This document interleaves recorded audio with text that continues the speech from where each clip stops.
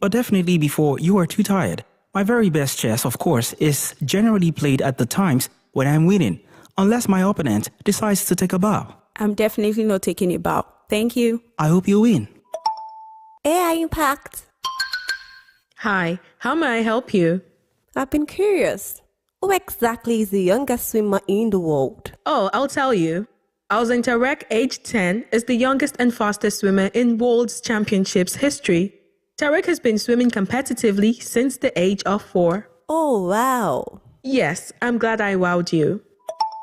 Hey, High Impact. Hi, how may I help you? Who is the shortest basketball player in the world? I like your curiosity. I'll tell you. Muggsy Bogues is the shortest player in the National Basketball Association history, listed at 5 feet 3 inches tall. He was drafted 12th overall by the Washington Bullets in 1987. Oh, wow, that's interesting. I'm glad you asked. Hey, High Impact.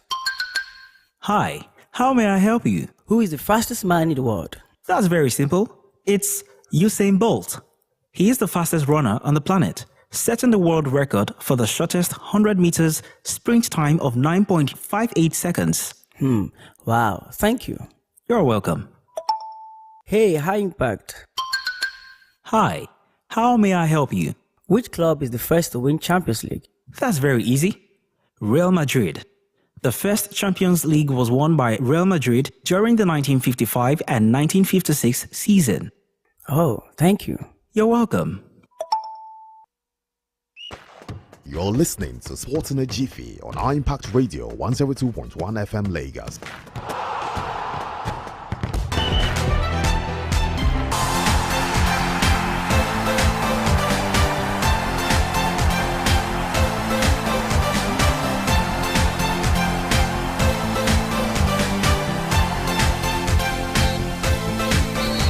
Sports Jiffy is live on your radio. Midweek edition of the show today, 11th day in the month of February 2026. Here to take you through a trip into the ever exciting, ever dynamic, and sometimes controversial world of sports. 72 in bits and in pieces this morning.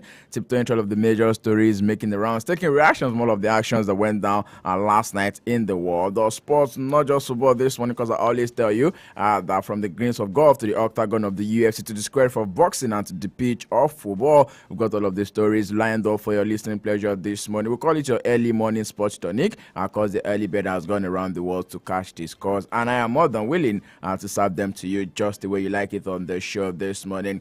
Same fortune for both Manchester United and Chelsea yesterday night because both managers, don't forget, they got in at about the same time. I was talking about Liam Rushine and also Michael Carrick, who is definitely on the interim right at Manchester United. Won 4 games on the bounce for both teams, and yesterday night they both dropped points, 13 points out of the possible 15 in the last 5 matches for both Chelsea and Manchester United. Chelsea playing out a 2-2 draw against Leeds United, and Manchester United up against that low block West Ham United. The game definitely ended in a 1-1 draw. Other matches went down across Europe yesterday night, because for the first time, Napoli are also out of the Italian Cup, being knocked out right there by Como, the team that is currently being managed by Cesc Fabregas. Lots of stuff coming through from the world of football. Other matches will also be going down later this season. We'll tell you more about that in the course of the show this morning. In other sports, we'll be talking about the world of basketball. Big stories coming through, because yes, it's now been said that for the first time in 21 years, LeBron James will not be a part of the All-Star NBA. Yes.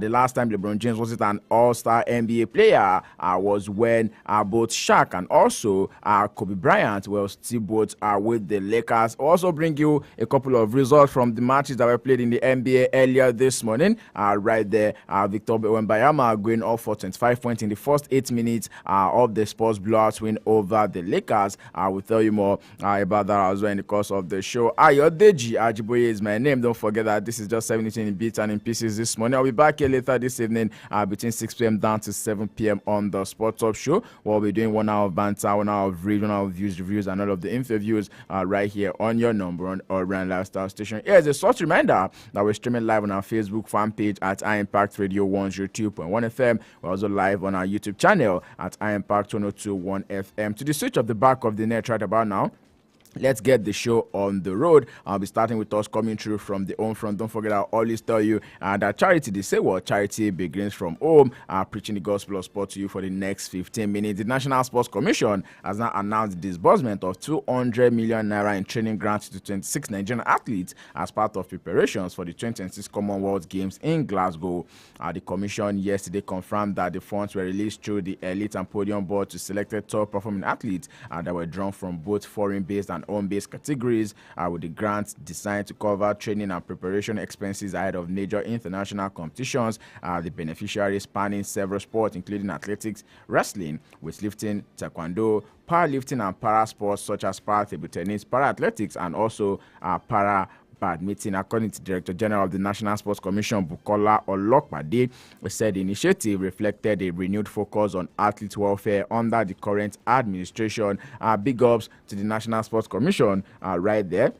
Because just so you know, the support fund will definitely aid preparations for the 2026 Commonwealth Games in Scotland and other major events, including the Olympic Games that will also be happening. In case you don't know, Nigeria will be aiming to extend its Commonwealth Games medal tally of 271, made up of 82 gold, 84 silver, and 105 bronze medals at the Glasgow 2026 Games, which are scheduled to take place from July 23 to August 2nd, 2026. Away from that story right now, still talking athletics on the show. Don't forget that the Winter Olympics is very much up and running right there in Milano Cortina, and we got stories for you, especially with the sole flag bearer of Nigeria and also Africa, Ikpefan, who is definitely participating in the skiing event. Nigerian sole representative at the Milano Cortina 2026 Winter Olympics, Samuel Ikpefan, finished 65th in the men's sprint classic qualification yesterday, bringing his first event at the games to a rapid close. Ikpefan, who posted a time of 3 minutes and 33 seconds, ending at 25.9 seconds as behind the fastest qualifier, a result that earned him 116.13 FIS points. The finish meant he failed to progress beyond the qualification round, with only the top 30 athletes advancing to the quarterfinals. Big show right there for Ikpefan, because don't forget that the 33-year-old cross-country skier is competing at the second consecutive Winter Olympics and remains Nigeria's only athlete at the Games. Born and raised in French, Ikpefan also represented the country at the Beijing 2022, where he placed 73rd in the men's sprint free and later withdrew from the 15-kilometer classic after suffering COVID-19 complications. Away from that story right now, still taking more thoughts coming through from the world of athletics on the show this morning. This is still Sports in a Jiffy right here on Impact Radio 102.1 FM, taking you to the top stories making the rounds in the ever exciting, ever dynamic, and sometimes controversial world of sport. Don't forget that this is Beats and in Pieces this morning. I'll be back here later this evening, 6 p.m. down to 7 p.m. on the Sports Up Show, the second installment of the show for today. Still talking athletics this morning.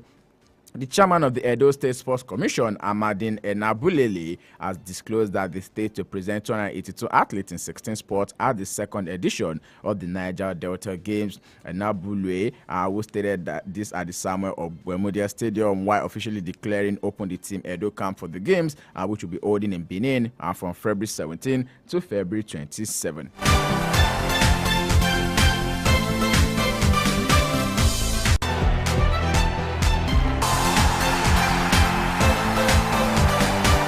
And away from the home front right about now, we skedaddle straight to Europe, starting with us coming through from other sports on the show this morning. Our first up is going to be in the world of tennis, where Serena Williams will now be eligible to return to professional tennis in 13 days if she chooses. The International Tennis Integrity Agency, ITIA, has confirmed that Serena Williams will complete the required 6-month period in the anti-doping testing pool on February 22nd, clearing out to compete again under professional rules.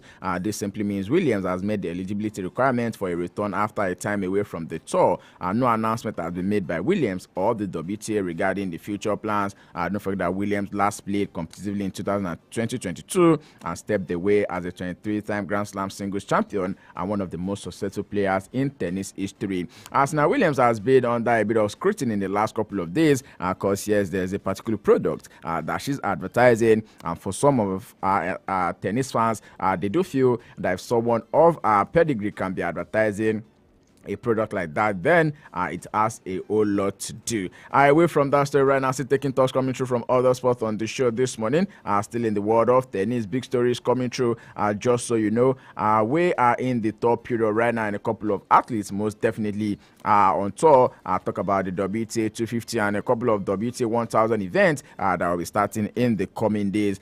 Great Britain's Jack Pennington-Jones claimed the biggest win of his career as he stunned world number 20 Flavio Cobolli at the Dallas Open. Pennington-Jones, currently ranked 181 in the world, came through qualifying to reach the main draw of the ATP 500 event for the first time. He then stunned fourth seed and Wimbledon quarterfinalist Cobolli 6-2, 6-2 in just 54 minutes. The 22-year will now be facing Australia's James Duckworth of All-American wildcard Elliot Spizzirri in the next round.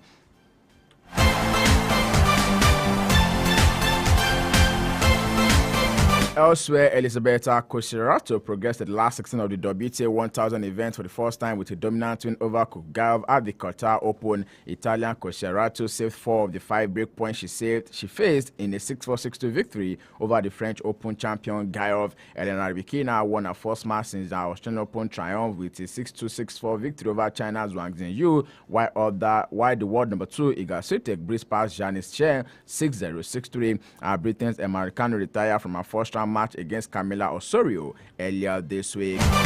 And away from our tennis talks right now, straight into the world of basketball, bringing the result of some of the matches that went down earlier today. Right there, Victor Wembanyama does it all in the basketball court, and earlier today he put his scoring out on the San Antonio Spurs. Stars scored 25 points against the Los Angeles Lakers in the first 8 minutes of the game. It's said to be a remarkable scoring output that no other Spurs players produced in the play-by-play stat tracking era, dating back to 1997 to 1998. Wemby definitely went off in quarter one of that particular game. 25 points, talk about 8 to 9 free goals, 3 rebounds, and then an amazing performance overall. The full result of the matches that were played in the NBA earlier this morning: Indiana Pacers definitely were winners over the New York Knicks 124 to 123.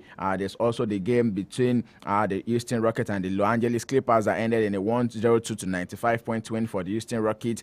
Dallas Mavericks played up against Phoenix Suns with a 120 to 111 win, and then there's the San Antonio Spurs who defeated the Los Angeles Lakers 136 to 108. Other matches will be happening. That's for Thursday. Right there, we'll bring you the fixtures to look forward to in the world of the NBA. And away from that story right now, straight into the world of football on the show this morning. I tell you what, big stories coming through, especially from the matches that were played from yesterday night in the French Ligue 1. It's now been said that Olympique Marseille have now parted ways with Roberto De Zerbi. At the point in time, was supposed to leave in January, but then due to one or two reasons, it was said maybe they can extend it to the end of the season, but that is definitely not going to happen, because after the result of the match that was played between Olympique Marseille and Paris Saint-Germain just a couple of days ago, where they were being thumped 5-0, it is now a no-brainer that the manager would definitely be stepping away from his position as the head coach of Olympique Marseille. Other teams currently looking around the former Brighton and Hove Albion manager, the likes of Manchester United and also Manchester City, are saying that they are possibly putting a look into the manager if for Manchester City, if Pep Guardiola finally calls it a quit at the end of this season. And maybe Tottenham Hotspur were looking to also prepare for life after Thomas Frank, because it's not all been all that rosy for both Tottenham Hotspur and also Thomas Frank. Talking about Tottenham Hotspur and Thomas Frank on the show this morning, Newcastle United plunked Thomas Frank's future at Tottenham boss into serious peril with that 2-1 win in the North London yesterday evening. Jacob Ramsey's winner secured the third away league win of the season for the Magpies, who is the pressure that had been rising on their boss Eddie Howe. Right now, Spurs have now slipped to 16th in the Premier League table, and Frank was left in doubt to the home fans who thought as they could be sacked in the morning, was the slogan from the game yesterday night. Don't forget that this definitely has to be the worst season for Tottenham Hotspur right now. Desperate times at Spurs, but then the future of Frank Thomas Frank definitely looks inevitable. You never can tell what's definitely going to be happening in the next couple of days because yes, Tottenham Hotspur are sitting just 5 points above the drop zone. Away from that story right now, still talking more thoughts coming from the games that went down last night. 2-0 draw, it ended right there at the Stamford Bridge between Chelsea and also Leeds United. João Pedro getting on the score sheet once again as well as Kopama for the Blues, and it's been said that João Pedro and Kopama are definitely putting Chelsea ahead in that particular game, scoring on the either side of both games. As it is right now, Leeds United climbing up to 15th in the English Premier League table, just above Tottenham Hotspur for Liam Rossino on the Chelsea side. Good work they've done in the last couple of games because this is the first time Chelsea are dropping points since Liam Rossino took charge of the side. Don't forget that Chelsea, like I mentioned, had won all 4 of their Premier League matches under the new manager Liam Rossino. Other matches from yesterday evening in the English Premier League, bringing you a recap of some of those top matches and the matches to look forward to later this evening. The unintended consequence of the exiting both cup competition at the earliest possible stage and ending up with the smallest season games definitely will be one to take advantage of for Manchester United in the coming days, because don't forget they played out a 1-0 draw against West Ham United. Since 2021, United have never won at the London Stadium, and that particular issue still remains intact from yesterday night. All thanks to Benjamin Sesko 96-minute strike that earned them a point against West Ham United right there. And yes, right about now, Manchester United will be having 12 days off until their next game that will be against Everton. It's been said since they are not participating in the cup matches, because the FA Cup matches will be happening this weekend, and also a bit of Champions League actions to look forward to next week. Till it's going to be until 2 weeks' time before the likes of Manchester United and also the likes of Tottenham Hotspur will be in action again in the English Premier League. Quickly, let's go into some of the matches to look forward to today in the English Premier League and also the top 5 European leagues. Aston Villa will be up against Brighton and Hove Albion. Crystal Palace will be up against Burnley, and Manchester City will be hosting Fulham. Nottingham Forest will be up against Southampton Wanderers, while Sunderland will be hosting Liverpool later this evening in the English Premier League. While in the German DFB Pokal, there's going to be Bayern Munich up against Red Bull Leipzig, and in the Spanish Copa del Rey semi-finals, Athletic Club will be up against Real Sociedad, while in the Copa Italia quarterfinals, Bologna will be up against Lazio Roma right there. Also, don't forget I mentioned it at the start of the show this morning that yes, the inevitable definitely happened in the Coppa Italia as Como dumped out Napoli on penalties to reach the semis. Como knocked out Napoli out 7-6 on penalties after the 1-0 draw yesterday evening, and that's the first time that they are going to be getting into the semi-final in 40 years. The side that is currently being coached by Cesc Fabregas are definitely punching above their weight right there, and Inter are now set to host Como in the first leg in early March before the return fixture takes place in late April. Atlanta will also be meeting the winners of today's quarterfinal between Bologna and Lazio in the other last 4 ties. Sports in a Jiffy right here on Impact Radio 102.1 FM, and this is how much we're taking on the show for this morning. Thanks to everyone who's been a part of the show. Don't forget, we'll be back here later this evening between 6 p.m. down to 7 p.m. on the Sports Talk Show. I'll be doing 1 hour of banter, 1 hour of reach, 1 hour of views, reviews, and all of the major interviews right here on your number 1 urban lifestyle station, Impact Radio 102.1 FM. Ayode Jajibu signing out this morning. I always tell you to stay sporty, to stay active, to drink enough water and stay hydrated. Go out there and be the best version of yourself. Don't forget to be kind, because kindness is cool. I'll most definitely see you when I see you once again. Have a blessed and highly favored midweek. Good morning. From the greens of golf to the court of tennis and basketball, the octagon of UFC to the square room for boxing, track of Formula 1, and the pitch of football. Join the sports crew on Sport Hub 6 to 7 p.m. Mondays and Wednesdays, Fridays 5 to 6 p.m. and 2 p.m. on Saturdays. Here on iMpact Radio 102.1 FM, Lagos. Reviews, views, and interviews just the way you like it. Exclusive on High Impact Radio 102.1 FM, Lagos. Sports Hub for all the updates and analysis.